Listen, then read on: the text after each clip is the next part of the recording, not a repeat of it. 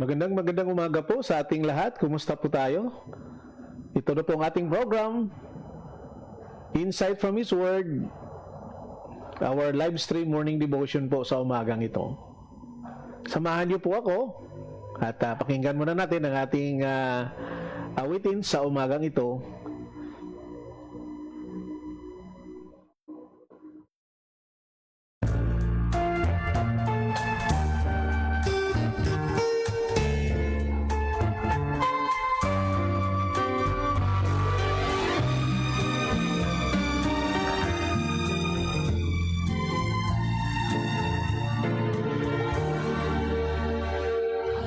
Jesus in my life, more than anything this world can offer me.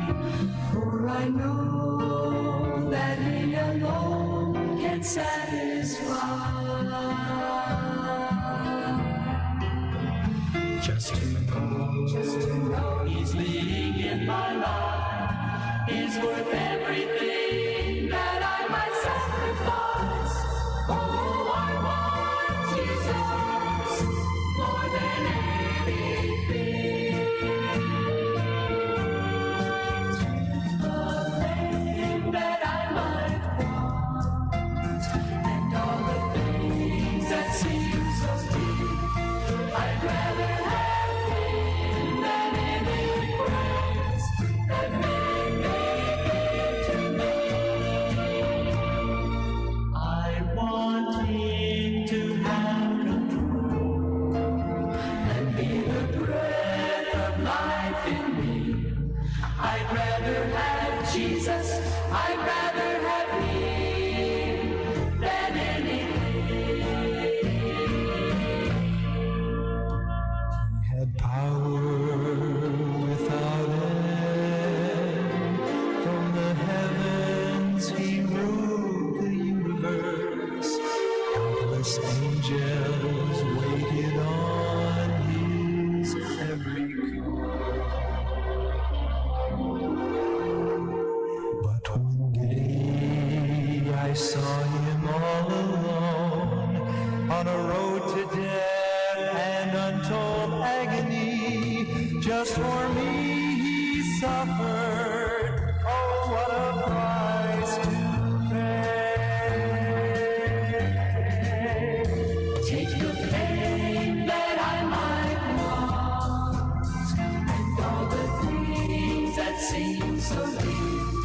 I'd rather have Him than any praise that man may give to me. I want Him to have control. Magandang umaga po sa ating muli. To Ma'am Jocelyn Magayon na imbag na bigat kada kayo amin di dyan. And also to Ma'am Rhoda Gatilogo, good morning din po. And to Ma'am Kathleen Jose, good morning din dyan po sa Iloilo City. At kay Pastor Arnel Masitas, dyan naman po sa Bacolod City, mayong aga gid sa imudra Pastor po dahil mo panimalay ang Ginoo magpakamaayo gid sa inyo.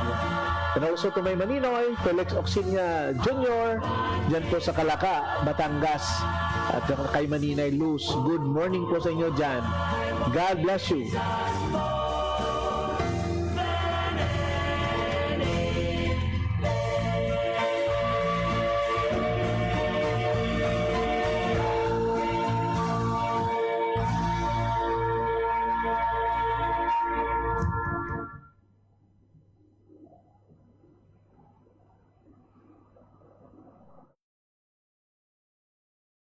Wow, sa muli, isang magpapalang umaga po sa atin, no?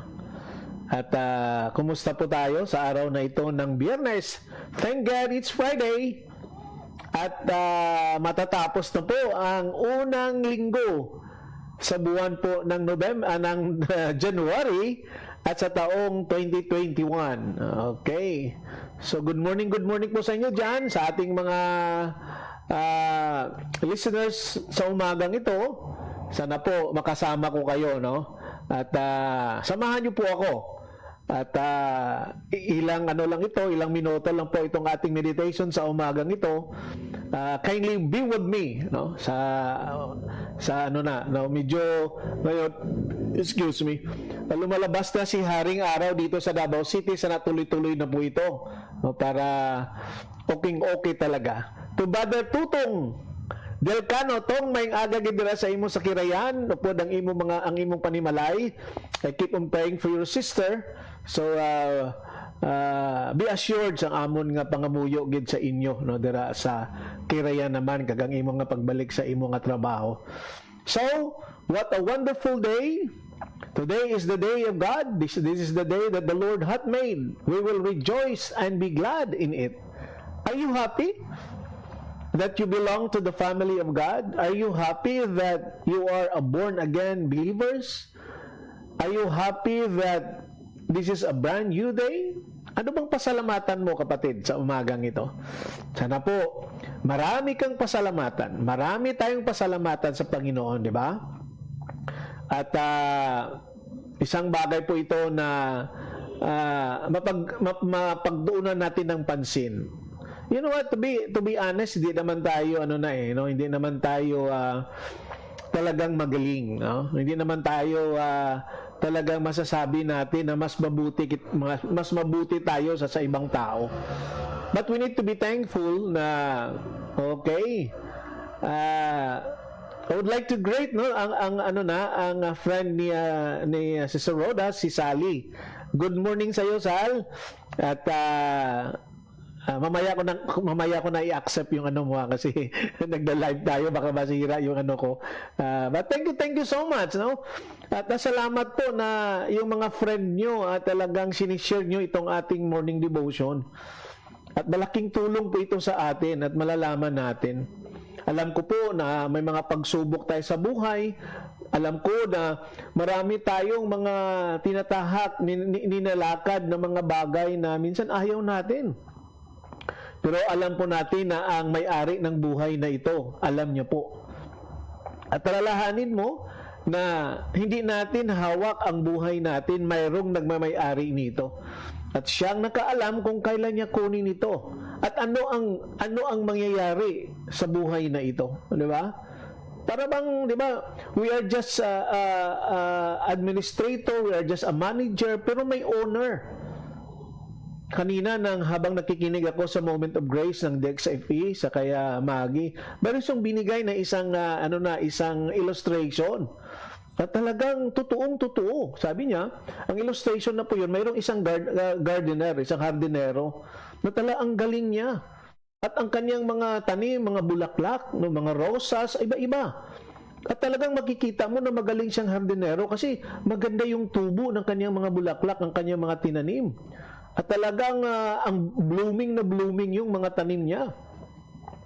At yung mga ginagamit niya, mayroon siyang mga fertilizer o mga potassium para talagang maganda po yung maganda yung resulta ng kaniyang tinanim. Wow, tumay ang ako nga pag-umangkon, mga bufflor. Good morning, gang. Good morning sa imo din na gitagi ka nako. Good morning. Uban sa imong familia dira. Namo sa Escalante karon, gang. Regard sa kay mama nimo. So, habang natatanim po siya, talagang makikita mo ang galing. Talaga makita mo siguro yung mga kamay niya, no? And it is always a blessing na mayroon siyang ganun. Di ba? Sabi nga nila, mayroong mga tao talaga na ang kamay talaga nga kahit itusok lang, tumutubo. So, mayroon talagang ganun. So, itong hardinero na ito, mayroon sa isang paborito na mayroon sa isang paborito na rosas. Na talagang yun ang inalagaan niya mabuti. Ang iba naman okay naman, pero may pinakapaborito talaga siya doon sa kanyang mga tinanim. At ang kanyang amo, ang kanyang busing, ang kanyang master ay pumunta doon na hindi niya alam. Hindi mo lang nagsabi na pupunta ako diyan, gusto kong makita yung mga tanim ko. Hindi siya nagpaalam.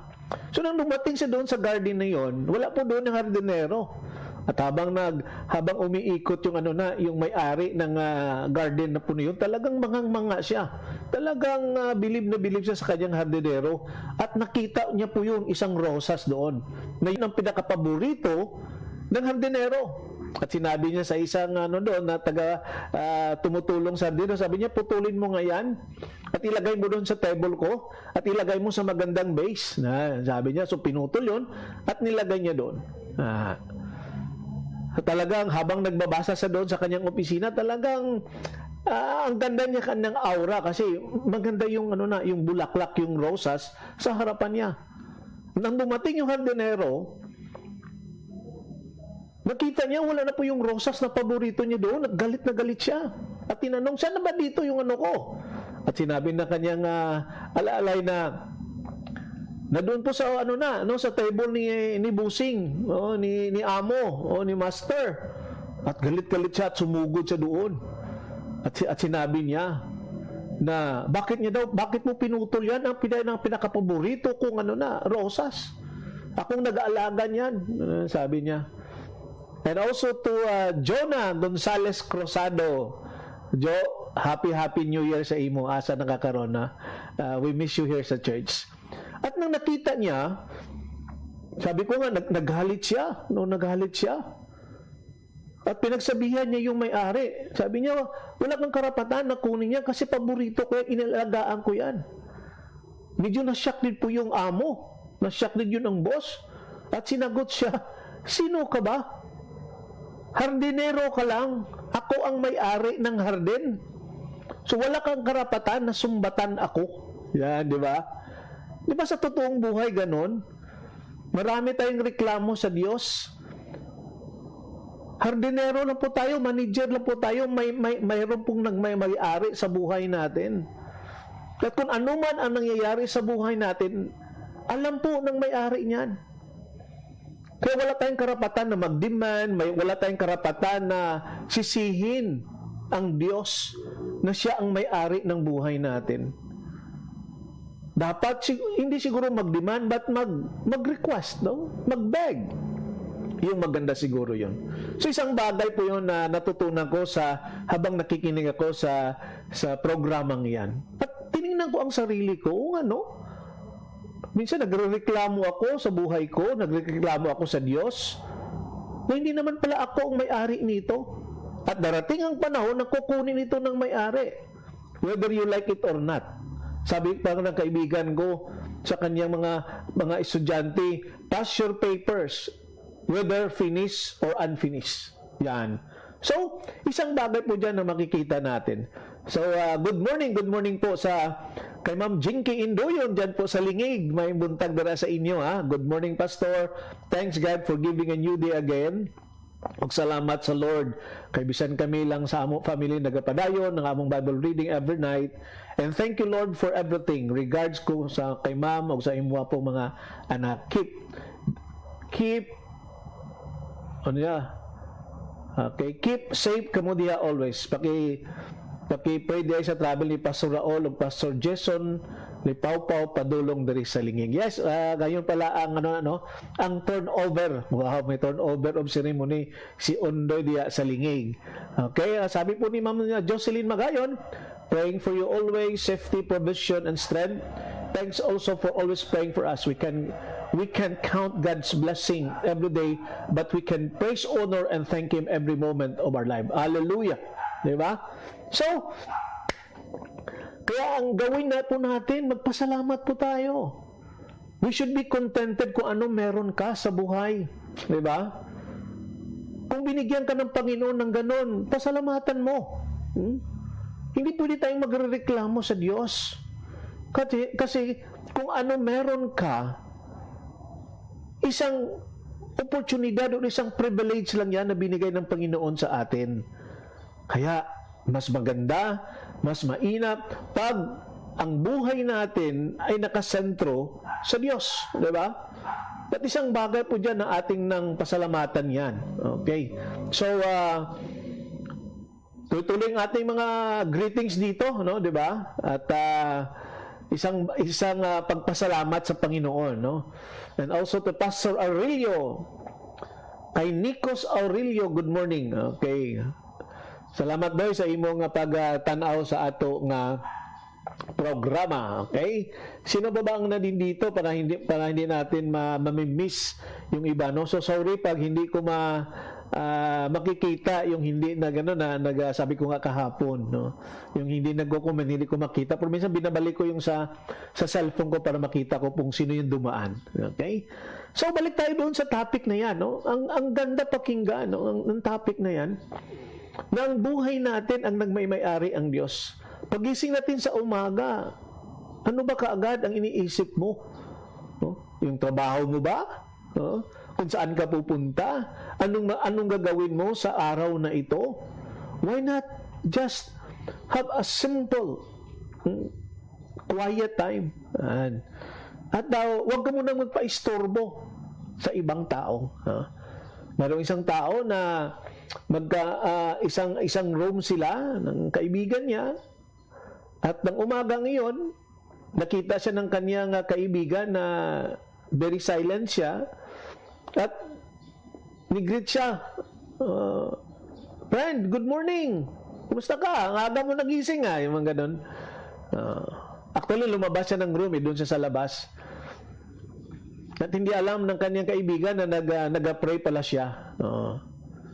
So, nang natapos siya nag-pray, sinagot na po yung kaibigan niya. Sabi niya, friend, sorry inuna ko muna ang Diyos bago ikaw. Di ba? Inuna niya muna ang Diyos bago ikaw. Kaya dapat unahin natin ang Diyos. Kaya sabi nga, seek ye first the kingdom of God. And everything that belongs to God.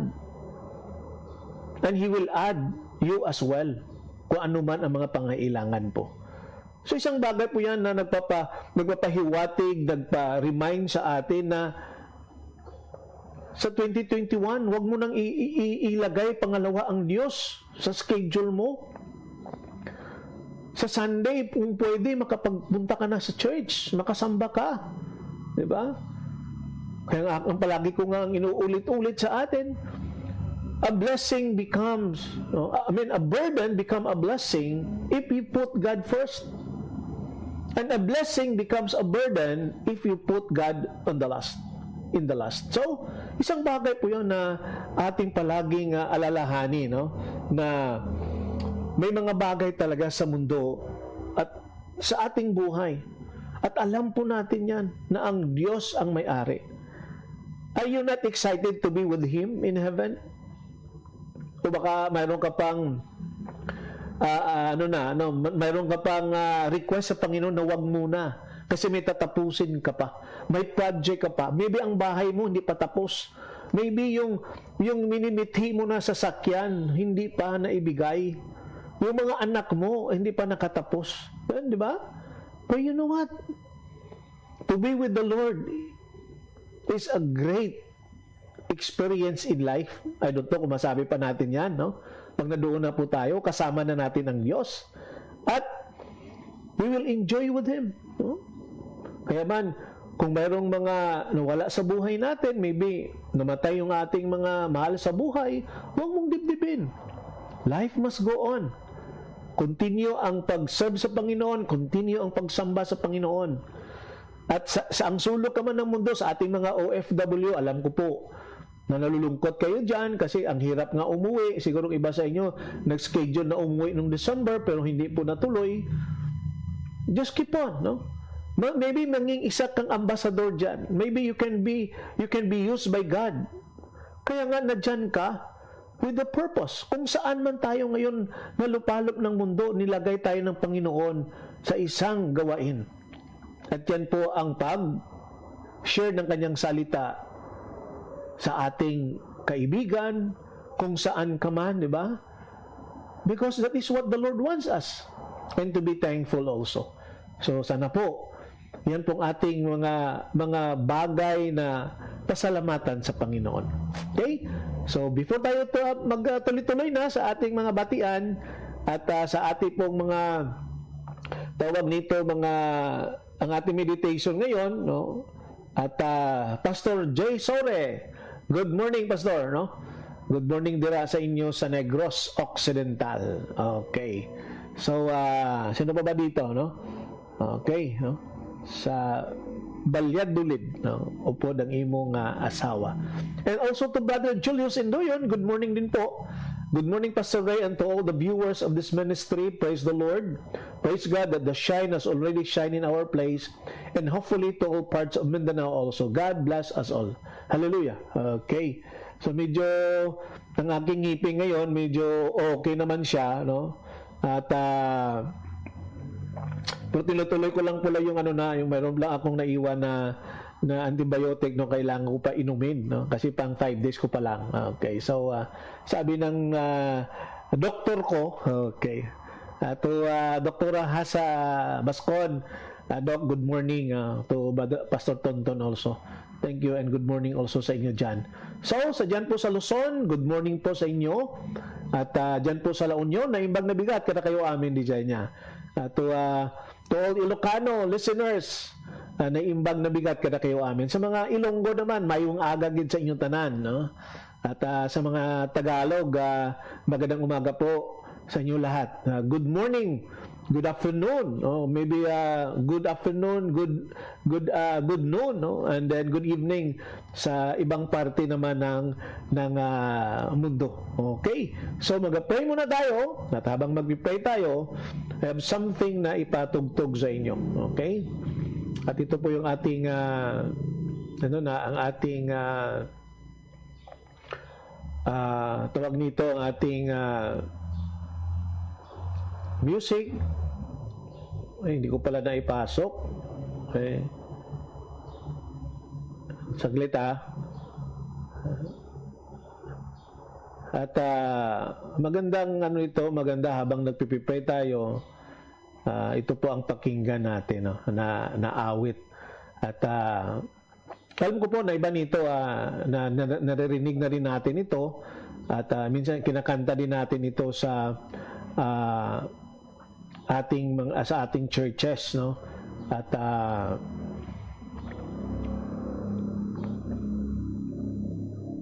okay, so pakinggan natin ito, no? I come to the garden alone. Okay. Habang nag-pray tayo, patugtugin natin ito.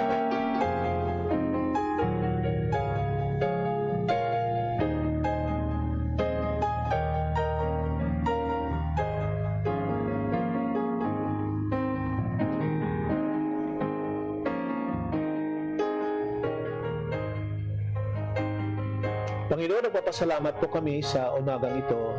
Binigyan mo po kami ng isang privilege and opportunity to worship you through this meditation sa umagang ito.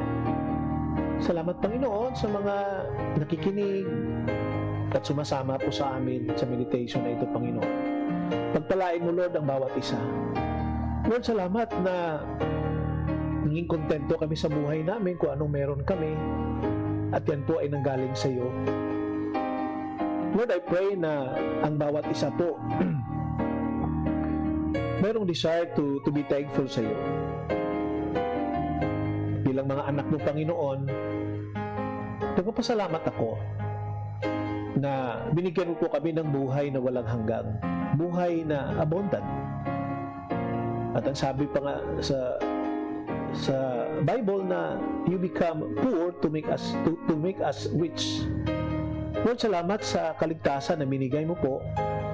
At salamat sa pagpatawad mo sa aming mga kasalanan. At salamat, Panginoon, na ang penalty ng aming kasalanan na death ay ikaw po ang kumuha. At salamat, Lord, na binigyan mo kami ng ganitong klaseng buhay. Lord, forgive us na sometimes narireklamo kami sa situation po namin. Lord, patawarin mo po kami sa mga pagkamali na nagawa namin sa araw-araw. At salamat, Lord, sa mga reminders galing sa salita mo. At salamat, Lord, na may mga bagay na ginagawa ka po sa amin. So, Lord, I pray na ang bawat isa, Panginoon, ay tulungan mo po kami. May mga pangailangan sa araw-araw, Lord, i-provide mo rin po. Ang mga sakit, Panginoon, pagalingin mo po sila. Alam ko po na ikaw ang the best na doktor.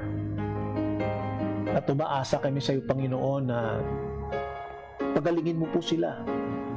Pastor Notarte, Brother Victor C., Pastor Garubelio, ang asawa po ni Sister Luesa Gamayon doon po sa Guimaras.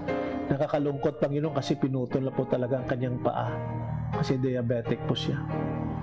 May mga cancer, Panginoon, ang anak ni Pastor Alonsagay doon po sa Negros. I pray also, Lord, for Ma'am ang kapatid po ni Brother Tutong Delcano na mayroon din po siyang cancer. Lord, alam ko po, pag sa amin lang, wala kami magawa nito. Kahit ang mga doktor, kahit na po yung mga gamot, nasa iyo po mga kamay ang aming buhay. At Lord, may mga financial na mga pangailangan, Lord, i-provide mo rin po sa amin. Kaya Ma'am Josie Magayon, even for us, Lord, thank you so much, Lord, na binibigyan mo kami ng isang promise na talagang gagawin mo, Panginoon. I pray also, Lord, for Mama Zenia Segundo, Panginoon, sa kanyang interview this coming next week, Panginoon. At hindi namin alam kung anong mangyayari, but I pray and we pray, Lord, na it would be a positive na result po sa kanilang pag-uusap. I pray also for kay Raquel, Panginoon, na mayroon po siyang biopsy this coming next week. Lord, be with her. I pray for the Talam Schoolhouse, Panginoon, at tulungan mo ang bawat isa, ang faculty and staff. I pray also, Lord, for Ma'am Director, the one who leads, she leads the school, at ang mga estudyante din po. I pray also, Lord, for the Indoyon family. Continue to pray for them, Lord. Brother Julius, as a frontliner, as the one in charge sa mga clinic ng Lingig, Panginoon, mga barangay. Ingatan mo siya, Lord. I pray also for Jen doon po sa Butuan. Ingatan mo rin siya, Panginoon, ang kanyang mga mitiin sa buhay. Sana ang sayo ang masunod. Ang mga anak din po ni Brother Julio sa kaniya ni Ma'am Chinky, na makakita na po sila ng kanila, mag-apply sila ng trabaho. I pray, Lord, na i-lead mo sila sa tamang company at sa tamang tao. At si Ma'am Jinky din po na mayroong maintenance sa kanyang puso. I pray, Lord, na ingatan mo po siya. I pray also, Lord, for the turnover ng ministry doon po sa Lingig, sa kaya Pastor Joss at saka kaya Pastor Vanilla, sa kanilang pag-travel papunta doon, Panginoon. I pray also, Lord, for Ma'am Jureta, Ate Jureta Villalba, na nasa bed because na mild stroke sa Panginoon. Lord, take good care of her. Ang Asuela family din, Panginoon, kay Pastor Joshua and Ma'am Jo and the kids and mga apo, at ang ministry, Panginoon, ng DMI. I've been also praying for them. And I also pray, Lord, for my classmate, batchmate, si Mary Grace Serrano, Panginoon. Ingatan mo rin siya, Panginoon, sa kanyang ginagawa at ang kanyang family din, Panginoon. To Pastor Victor Aurelio, I pray, Lord, for them also at ang church, ang Cornerstone. May Sister Jonah Cruzado, Panginoon, ingatan mo rin po siya sa kanyang trabaho. And I pray, Lord, na ang bawat isa ay bigyan mo ng lakas. And to Ma'am Rosalie na Bagay, Panginoon, I also pray for her sa kanyang family, kanyang trabaho. Ingatan mo siya, Panginoon. Pastor Masitas, doon sa Bacolod City, I pray, Lord, for her. For them, I mean, ingatan mo rin po sila. At lahat, Notarte family doon po sa Bindoy, salamat na iningatan mo rin sila, Panginoon. Also praying, Lord, for Andamon family doon po sa New Katipunan, Dalisay family, at ang mga kapatiran po sa church, no, sa Redeemed Baptist Mission with Pastor Ruiz and his family. Oh Lord, protect them, Lord. Pukdal family, also praying for them. All the pastors, Panginoon, ingatan mo po. And I know na ikaw ang Diyos na magbigay sa amin ng lakas at magbigay sa amin ng isang bagay na dinadala namin sa iyo. Ang mga OFW namin, Panginoon, na malayo sa amin, malayo sa kanilang family, Lord, ingatan mo po sila. I know na you'll always there with them. Kahit man sila sa ang bansa, na manging ilaw sila, manging asin to reach out souls for you, Panginoon. Alam ko po, nalulungkot, namimiss nila ang kanyang family, but I pray, Lord, na ingatan mo sila. Na ipagpatuloy ng kanilang mga gagawin para sa iyo, Panginoon. Ang aming government, also praying for them. Ang aming mga frontliners, doctors, nurses, and some government official, Panginoon. I pray also for your family, Lord. You have seen our needs financially, and thank you for those who have the heart to share the blessing to us. Lord, you know them. I pray also for Sharon Gabion sa US, ang kaniyang nag-MRI sa Panginoon. I pray, Lord, na ibalik mo ang sigla ng katawan. Ibalik mo ang mga kalagaan ng buhay. Kanyang trabaho, kanyang tinitirahan, Panginoon. I pray also, Lord, for Tumay Maninoy, Felix Oxinya, Panginoon, ang si Maninay Luz, continue to be with them sa kanilang ginagawa. Ingatan muli sila, Panginoon.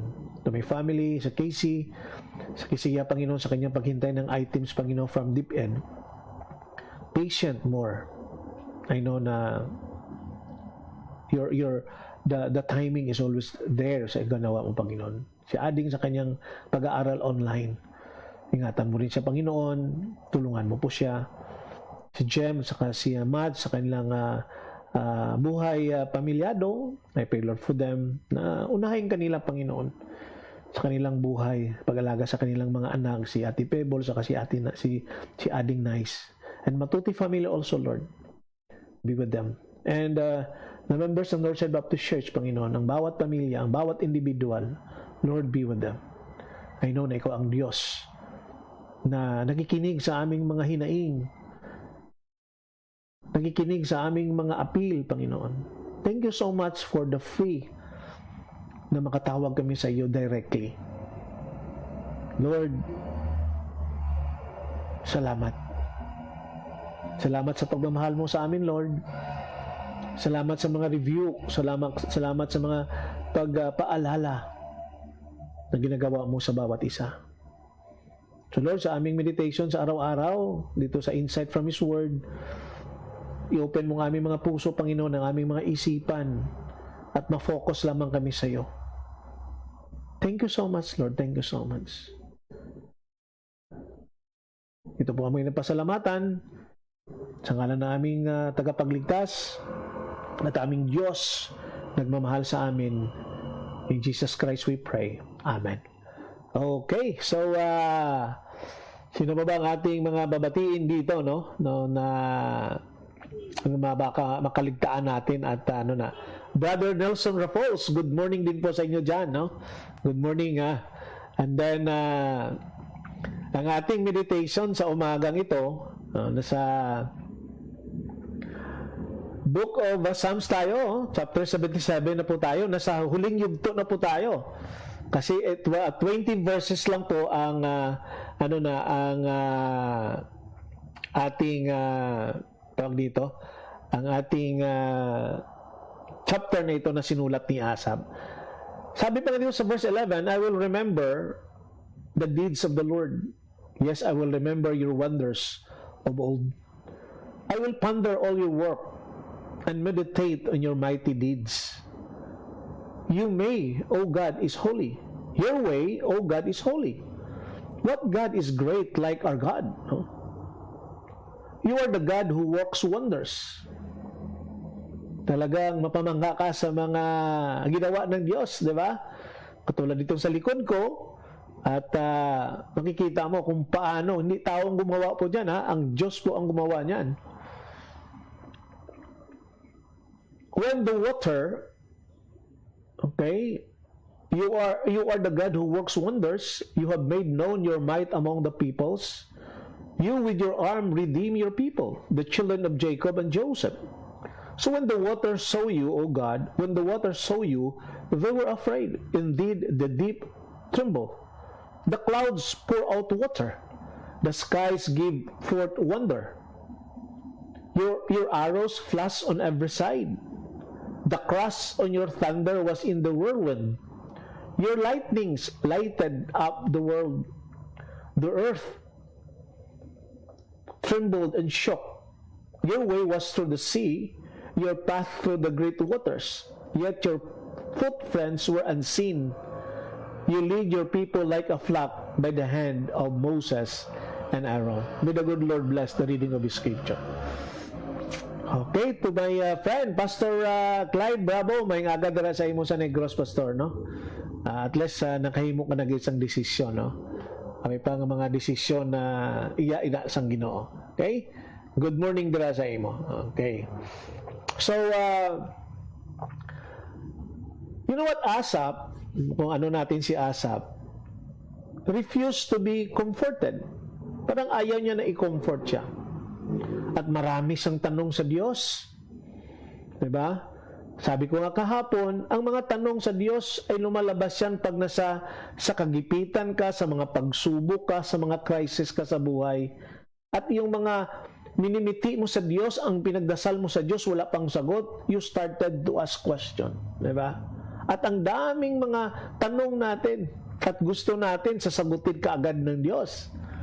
At sabi ko pa nga, hindi po gumagalaw ang Diyos sa timetable natin. At hindi din po ang Diyos, wala tayong karapatan na humingi ng explanation sa Diyos.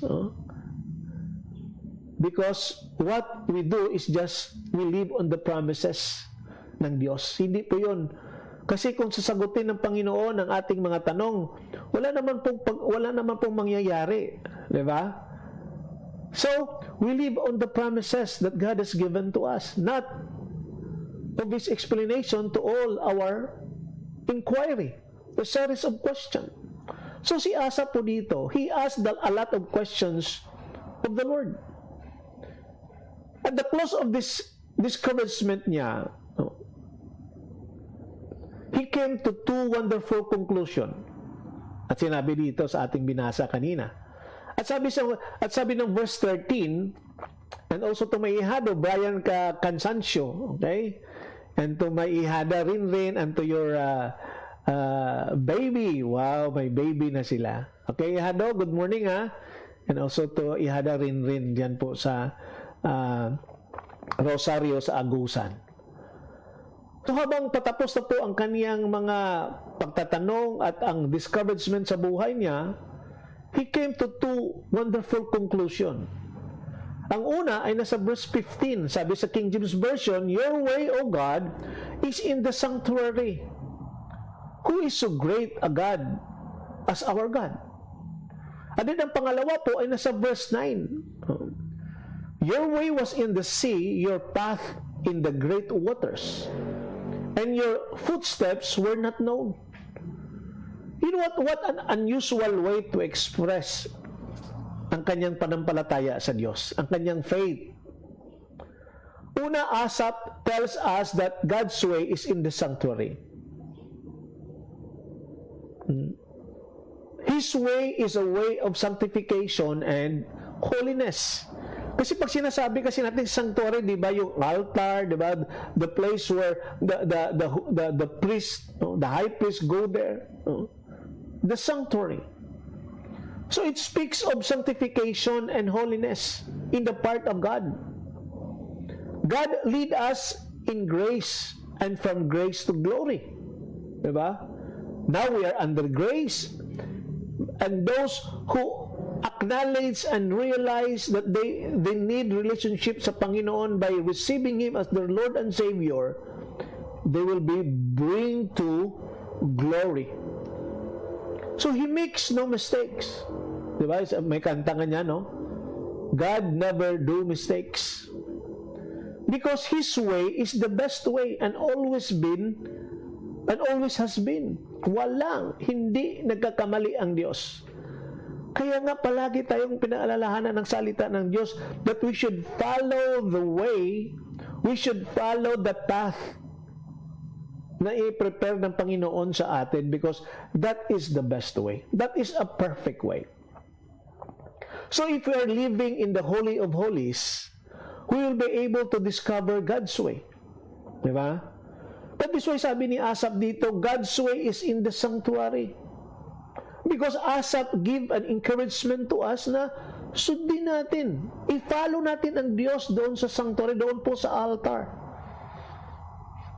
At makikita natin, maranasan natin ang sanctification at saka ang holiness ng Panginoon. So we will be able to discover God's ways. If we are in the holy word of God, we can have a holy walk with Him. That's how important ang mga salita ng Diyos, kapatid. At makikita din natin yan, di ba? To my brother-in-law, June Bayaksan. Good morning, June. Kumusta kayo ngay, Jay? No? Jay Atok. Jay Gumatdang Itugon Binggit. And to all my relatives there, naimbag na bigat ka na kayo amin, Jay niya. At pangalawa po dito, not only that God's way is in the sanctuary, but the second is God's way is in the sea. What an illustration. Bakit? Sa dagat.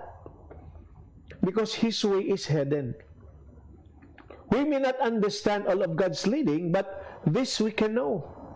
Hindi lahat ang gusto ng Diyos maintindihan natin. Di ba? God's way, sometimes we cannot understand it, about His leading. But this we can know. God is leading. At alam natin po yun, na nangunguna ang Diyos sa atin. Tinuturuan tayo sa tamang landas sa pamagitan ng kanyang salita o sa Bible. And Asaph said in verse 20, you lead your people like a flock by the hand of Moses and Aaron. See? So His way is in the sea. And He has two. And He will open up the sea for you. Ano ba ang meron sa, di ba? Pag sa wala namang ang dagat, walang kalsada, hindi katulad dito sa dry land.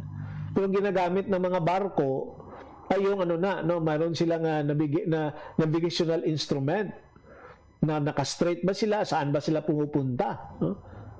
Kasi kung dito ka sa lupa, may mga signs. Mayroon ding ways, di ba? Maraming mga pwedeng magamit. Mayroong mga kilometre, mayroong mga signage. But sa dagat, talaga tama dito, His way is hidden. Doon po sa dagat. So the people of we are the people of God. He lead us. Kaya sabi dito, we are like a people, a flock by the hand of Moses sa ni Aaron, di ba? Sumusunod tayo sa kanya, di ba? At makikita po natin 'yan. So He will help us in our walking on the water. But the psalmist came to the right conclusion. Sabi niya, God's way is holy, so obey Him. His way is hidden, so trust Him. Diba? Ito po yung mga bagay, no? Na sinasabi niya, God's way is sanctuary. Ibig sabihin nun that God is holy. So we need to obey Him because He is holy. And another illustration that God's way is in the sea. Hindi mo makikita, kaya sabi niya, trust me. Kasi hindi mo alam. Diba? Hindi mo alam ano saan ang direction mo dito sa dagat. Kaya si Asaph po ay nagbigay sa atin ng isang lesson kung bakit po na ang way ng Panginoon ay nasa dagat. So perhaps you're going through a difficulty today and asking the Lord a lot of questions. Siguro kapatid, ikaw, na-experiencehan mo ngayon ang kagipitan sa buhay. At marami kang tinatanong sa Diyos. Why? How? When? How long? Lord? Yan po ang mga tanong natin. Bakit, Lord? Paano, Lord? Anong gawin ko dito, Lord? kailan ko gagawin ito? Kailan ito matatapos, Lord? How long, Lord? Yun yung mga tanong natin, di ba? ASAP, ask. Let God bring you closer to Himself by following His guidance. Kaya nga po, lumapit tayo sa Diyos. Di ba? Lumapit tayo sa Kanya para malalaman natin ang mga bagay sa buhay, kasi ang alam ko, siya lang po ang nakakaalam kung anong mangyayari sa buhay natin. Diba? Away from the Lord, mahihirapan ka po, kapatid. At walang mangyayari sa atin kung lumayo ka sa Diyos. Diba? Sana po, ibalik natin ang ating tiwala, ang ating panampalataya, at sumunod tayo sa Diyos. Sabi ko kanina, He owns this life and He has the authority kung anong gawin niya sa buhay natin. Sa buhay mo, kung ano man may inahawakan mo ngayon. You cannot say na forever ko itong gagamitin. Kapatid, wala po forever. Ang lahat po may katapusan. At ang Diyos po ang may hawak kung ano po ang ending natin sa mundong ito. Kaya po hawakan mo ang iyong panampalataya. At dapat po makikita mo ito. Why not receive Him as your Lord and Savior? Give your life to Him. Because He is the author of life. And He is even the owner of life. But God wanted you. He inviting you to come. Di ba? Sabi niya pa, lahat po na merong kabigatan sa puso, lumapit po kayo at bigyan ko kayo ng pagpapahinga. Kaya kapatid, this is now the time that we could celebrate God's goodness. This is the time that we acknowledge God sa ating mga nagawa. Kung ano man ang kapalpakan natin sa 2020, iwanan na lang natin po yun doon. At babangon tayo at mag-move on tayo kasama ang Diyos. At maging masunuri na po tayo sa Kanya. At talagang our desire to worship Him, it will be a burning desire na makikita po natin. So kapatid, salamat po sa umagang ito. So bukas, kita-kita naman tayo muli. Alas 8 ng umaga po tayo. At katapusan natin sa linggong ito, no? Ng Sabado, and then balik naman tayo sa Lunes. Preparation po natin for Sunday. So, alalahanin po natin, mahal ka ng Diyos. Kaya nga po, pumunta siya dito, namatay siya sa cross, at nagpapako siya sa cross, kasi mahal ka niya. Are you willing to receive Him as your Lord and Savior? Are you willing to put Him number one in your life?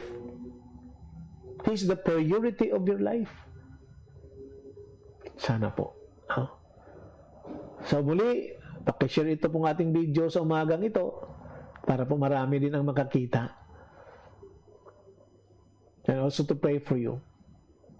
Yes. When answers aren't enough, there is Jesus. Kita-kita tayo bukas, ha? Gods love you, and I love you so much too. Thank you, thank you.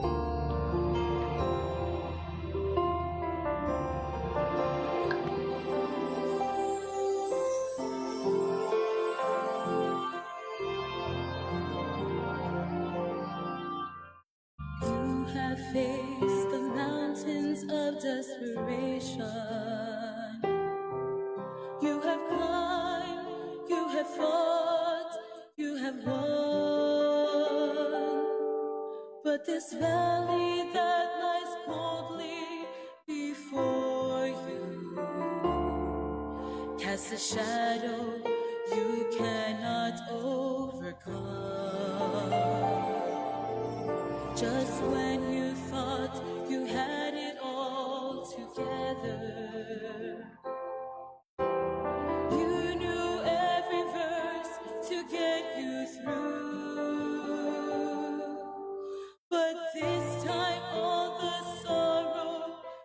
more than just your heart, and reciting all those verses just won't do. When answers aren't enough, there is Jesus. He is more than just an answer to your prayer. And your heart will find a safe and peaceful refuge. When answers aren't enough, He is